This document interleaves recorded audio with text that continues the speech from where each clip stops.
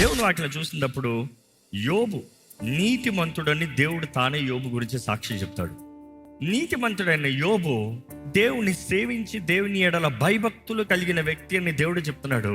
కానీ అలాంటి వ్యక్తి కూడా డిప్రెషన్లోకి వెళ్ళి ఆయన చెప్పిన మాట ఒకసారి చూడాలంటే యోబు గ్రంథము 30:16 నుండి 20 వరకు చదివితే ఆయన అంటాడు, నా ఆత్మ నాలో కరిగిపోయి ఉన్నది, ఆపద్దినములు నన్ను పట్టుకొని ఉన్నవి, ఆపద్దినములు నన్ను పట్టుకుని ఉన్నవి, రాత్రి వేళను నా ఎముకలు నాలో విరగొట్టబట్లున్నవి, నన్ను బాధించు నొప్పులు నిద్రపోవు. నన్ను బాధించు నొప్పులు నిద్రపోవట్లేదు.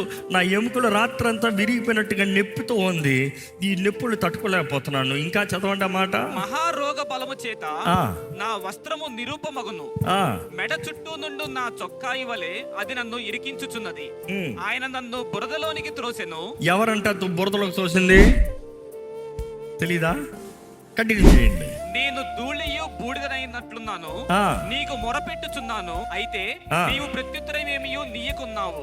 నేను నిలుచుండగా నీవు నన్ను తేరి చూచుచున్నావు. నీవు మారిపోయి నా ఎడల కఠినుడవైతివి, నీ బాహుబలము చేత నన్ను హింసించుచున్నావు. ఎవరి గురించి మాట్లాడుతున్నారు? దేవుడి గురించి. కొన్నిసార్లు మనం డిప్రెషన్లో మనం అనే మాటలు చూడండి. ఏమంటాం? దేవా నాయన నమ్మి ఉన్నది నిన్నే ప్రభు అని చెప్పే వ్యక్తి దేవుడు నన్ను పట్టించుకోవట్లేదు, దేవుడు నన్ను మర్చిపోయాడు, దేవుడు నా అంటే ఇది లేదు. దేవుడు మనసు మార్చేసుకున్నాడు, దేవుడు కఠినస్తుడు అయిపోయాడు. దేవుడు హాని కోరే దేవుడు కాదు. నమ్ముతున్నారా? దేవుడు అంటున్నాడు, నీ పట్ల నేను మేలైన తలంపులే కలిగి ఉన్నాను కానీ కీడైనవి కాదు. కొన్నిసార్లు దేవుడు పరీక్షించవచ్చు. But don't get depressed. నీవు ఈరోజు ఈ పరిశుద్ధ గ్రంథం నా బైబిల్ చదివినప్పుడు, ఈ చదువుకుంటూ వెళ్ళేటప్పుడు నువ్వు అర్థం చేసుకోగలుగుతావు, దేవుడు అనేక స్థలాల్లో అనేక స్థితిగతుల్లో నిన్ను నడిపిస్తాడు కానీ నిన్ను విడిచిపెట్టే దేవుడు కాదు. నేను చచ్చిపోతా. ఈరోజు చాలామంది పాడే పాట ఇది, నేను చచ్చిపోతా. ఎక్కడికి పోతావు? ఏమో పోతా. అది పోయే స్థలం ఎక్కడికో తెలుసుకుని పోవచ్చు.